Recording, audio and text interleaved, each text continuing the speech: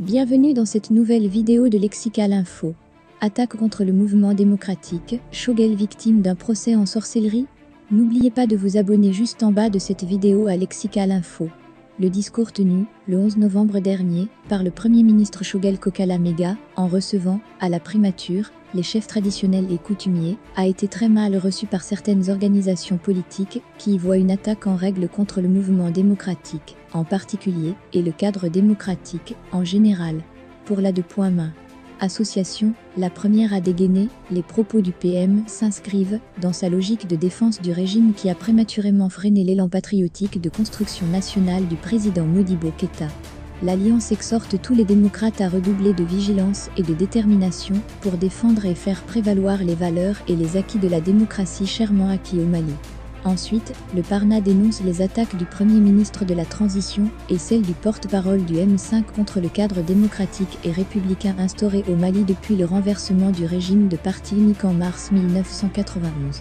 Jetant peu à peu les masques et cachant difficilement leur haine de la démocratie et du pluralisme politique, les héritiers du CMLN et de l'UDPM, que sont Shogel Maïga et Jean-Mi Bitar, ont multiplié les déclarations provocatrices et les attaques frontales contre les acquis démocratiques obtenus de haute lutte, et dont les tenants de l'UDPM ont été parmi les principaux bénéficiaires.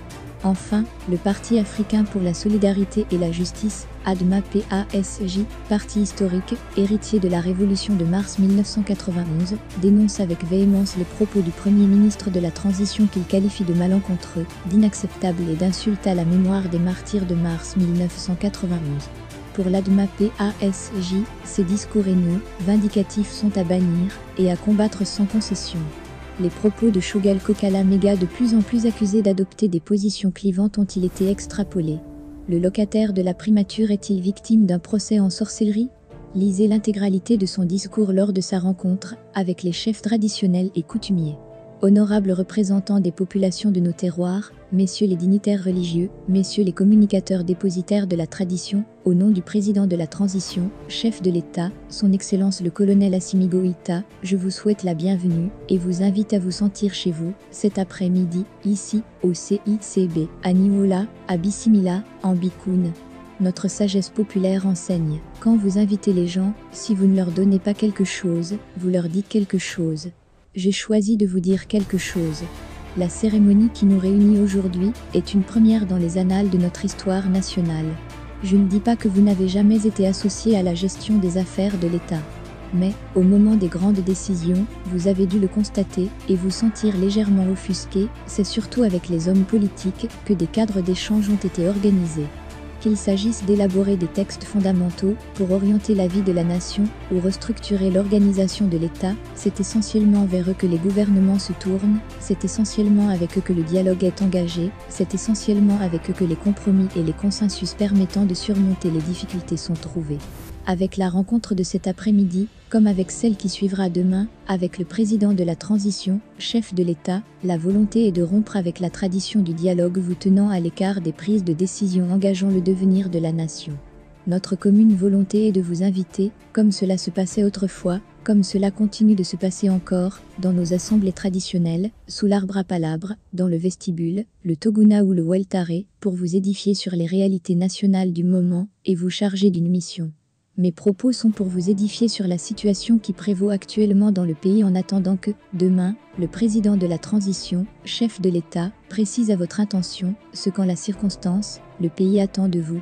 Que vous soyez représentant de familles fondatrices de villages, de quartiers ou de villes, chefs coutumiers, dignitaires religieux ou communicateurs détenteurs de la tradition orale, vous possédez, chacun en ce qui vous concerne, des qualités qui façonnent votre originalité. Les populations peuvent se lasser des hommes politiques parce que ces derniers, pour diverses raisons, n'ont pas su honorer des engagements. Peuvent se lasser de vous parce que vous incarnez les vertus qui fondent notre humanisme, le courage de se déterminer, de prendre position quand les circonstances l'exigent, l'obligation de dire la vérité, quel que soit le lieu, quelle que soit la circonstance, la même attention prêtée aux propos tenus aussi bien par le plus fort que par le plus modeste, la justice, l'équité avec lesquelles vous tranchez les différends qui vous sont soumis et, par-dessus tout, le sens de l'honneur, de la dignité, de l'intégrité, la noblesse dans les manières de dire et de faire, le sens de la mesure, de la retenue dans les propos. En un mot, la noblesse au sens large du terme, loin de moi l'idée de jeter l'opprobre contre les hommes politiques. Je l'aurais voulu que je ne pourrais le faire et pour cause, je suis moi-même un responsable politique. Je ne saurais donc être la négation de ma propre personne. Je le reconnais, et c'est le fondement de mon engagement. Le propre de l'homme politique est de gérer les affaires de l'État au profit du grand nombre.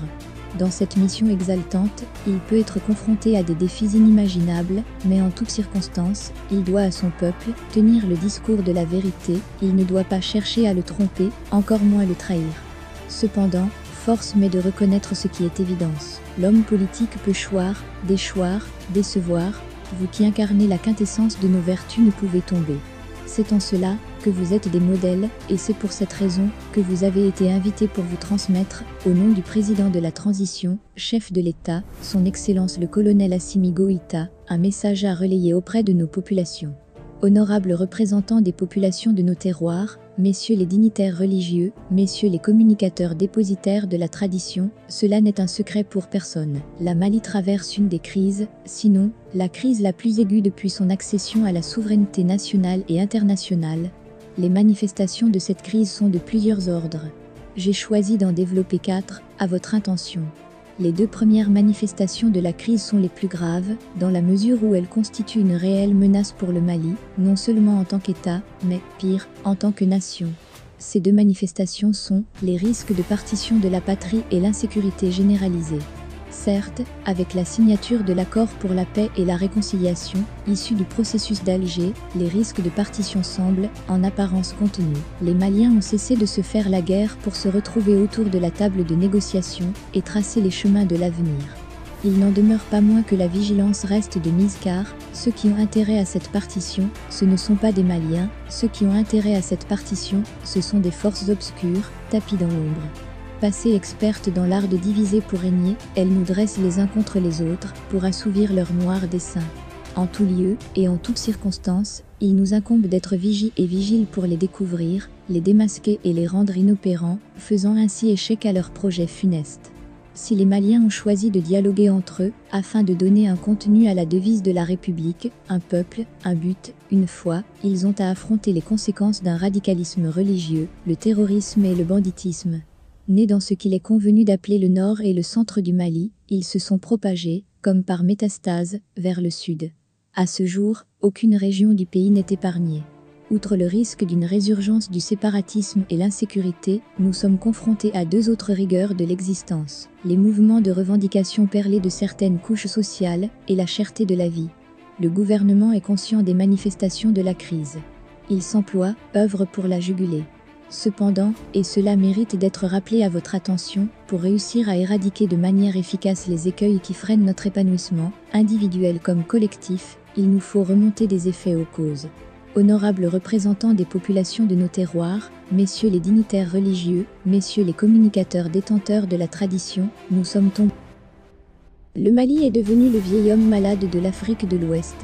À son chevet se presse plus d'un pays, africain comme extra-africain, dans le cadre d'une solidarité virile entre pays frères, comme dans le cadre de desseins inavoués. Cela ne s'est pas produit par hasard. Vous vous souviendrez, il y a de cela un peu plus de 3 décennies, sous le couvert de l'instauration de la démocratie, qui a été présentée comme une panacée contre le sous-développement, on a promis au peuple des lendemains qui chantent. Ce qu'il en a résulté est connu, tous les leviers de l'État, les forces de défense et de sécurité, l'école, l'administration, la justice se sont retrouvés vidés de leur substance. La déliquescence progressive a atteint tous les secteurs de la vie de la nation. La corruption et l'impunité devenues monnaie courante ont contribué à désarticuler les fondements de notre sécurité. La gestion du pays est passée entre les mains des PTF et des ONG et, le seul indiscutable bilan que la démocratie nous a légué, est la floraison des associations et des partis politiques.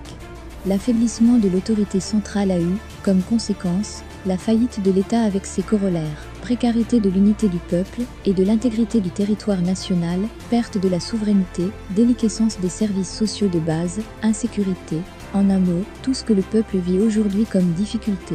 Des élections ont été organisées sur fond de fraude et d'achat de conscience.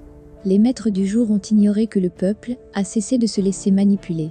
le peuple s'est dressé comme un seul homme et, au prix du sacrifice ultime de certains jeunes gens sur l'étendue du territoire, a imposé le changement. La frange patriotique des forces de défense et de sécurité, alliée aux forces politiques et sociales acquises au changement, au renouveau, en un mot, les forces populaires et patriotiques, se sont installées au pouvoir pour une période transitoire qu'elles entendent mettre à profit pour refonder l'État. Le 28 mai 2021, le colonel Assimi Goïta est reconnu président de la transition, chef de l'État par la Cour constitutionnelle. Il prête serment devant la Cour suprême, le 7 juin 2021, et, dans la foulée, le même jour, il m'investit de sa confiance et me nomme Premier ministre, chef du gouvernement. Sous son autorité, je forme, le 11 juin 2021, un gouvernement. Le premier conseil de cabinet se tient le 13 juin 2021, suivi, le 16 juin 2021, du premier conseil de ministres. Profitant de la tenue de ce premier conseil de ministres, le président de la transition nous précise la mission à laquelle nous sommes appelés à nous dévouer en ces termes. Nous sommes dans un régime de transition. Aussi, et pour cette raison, notre mission revêt une double dimension. En effet, il nous incombe d'œuvrer pour faire sauter des verrous, lever des entraves, surmonter des handicaps afin de recréer, de refonder et transmettre à nos successeurs un État fort et des institutions stabilisées. Dans la plus grande collégialité, il vous revient de capitaliser des acquis, car nul n'édifie sur table rase, de rompre avec des pratiques ayant provoqué la défiance des populations vis-à-vis de l'État, de fédérer l'ensemble des forces patriotiques et susciter leur adhésion. Le tout pour fonder l'État sur des institutions adaptées à nos réalités. Avec ce passage de la déclaration liminaire du chef de l'État, nous retenons les termes recréer, refonder, rompre avec des pratiques. En un mot, ce qu'il nous est donné, comme instruction est de mener et réussir une transition de rupture pour instaurer le nouveau Mali, Mali Koura. Cela m'a servi de source d'inspiration pour élaborer le programme d'action du gouvernement, pas. Je l'ai voulu à la fois concis, ambitieux tout en restant réaliste. 6 semaines après mon entrée en fonction, je me présentais devant l'organe législatif de la transition, le Conseil national de la transition, CNT, et le présentais comme la traduction de la vision du chef de l'État pour redresser notre pays, asseoir les bases de la refondation, prendre en charge les aspirations profondes de notre peuple au changement en vue de réaliser le développement économique, social et culturel. Fermez les guillemets, la mise en œuvre de ce programme d'action du gouvernement se traduira par le renforcement de la sécurité sur l'ensemble du territoire national, les réformes politiques et institutionnelles, l'organisation des élections générales, la promotion de la bonne gouvernance et l'adoption d'un pacte de stabilité. Fermez les guillemets, honorables représentants des populations de nos terroirs, messieurs les dignitaires religieux, messieurs les communicateurs détenteurs, tel était le message que je tenais à vous transmettre. Après audition de ce message, ce qui est attendu de vous est un devoir patriotique. Aider, soutenir la transition, faire des bénédictions pour les dirigeants de la transition, pour que Dieu, le Tout-Puissant guide leurs pas dans le bon sens, et qu'ils continuent d'être cheville, corps et âme, aux seuls intérêts supérieurs du peuple, de la nation et de l'État Mali. Merci pour votre aimable attention et n'oubliez pas d'activer la cloche de notification pour recevoir les prochaines informations pour restituer aux Maliennes et Maliens de l'intérieur et de la diaspora leur honneur, leur dignité, leur fierté d'appartenir à une seule et indivisible nation. En un mot, Kamali Damsegui Ama, le président de la transition, chef de l'État qui vous recevra demain, ne manquera pas de vous en dire plus et mieux de nouveau. Je réitère mes remerciements, mon obligeance envers les légitimités que vous êtes, et vous invite à multiplier les bénédictions pour la réussite totale de la transition, l'avènement du nouveau Mali tant espéré. Qu'Allah bénisse le Mali. Merci pour votre aimable attention, et n'oubliez pas d'activer la cloche de notification pour recevoir les prochaines informations.